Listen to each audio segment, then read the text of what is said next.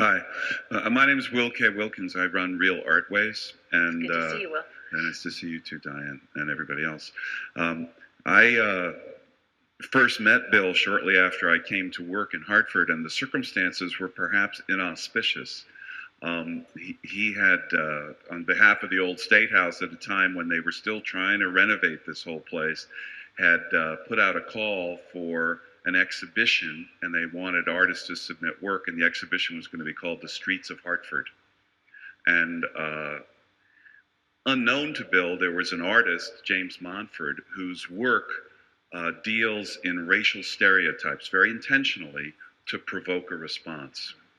Montford submitted a work into this show. Nobody read it really closely, but it had renamed different Hartford streets with racial stereotypes and racial slurs.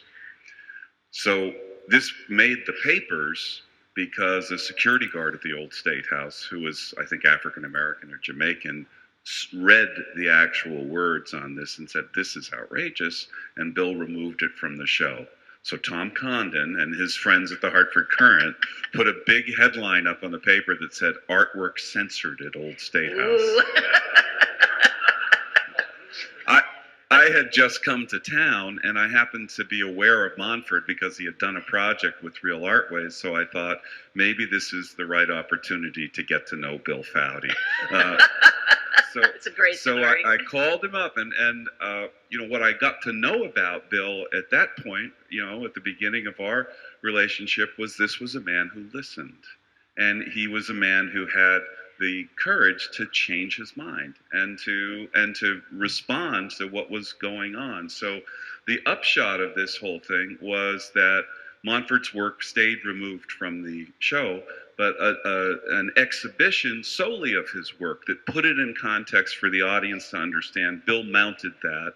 Bill supported a panel discussion about race and representation and who decides, and the old State House ended up looking like it was in favor of free expression, which it was. It helped the artist out, and in the course of this connection with Bill, I came to realize that there was a deeper level of connection between the old State House and Real Artways when I saw a headline that was from the paper at the time that Real Artways was being thrown out of the space directly across the street here at 40 State Street.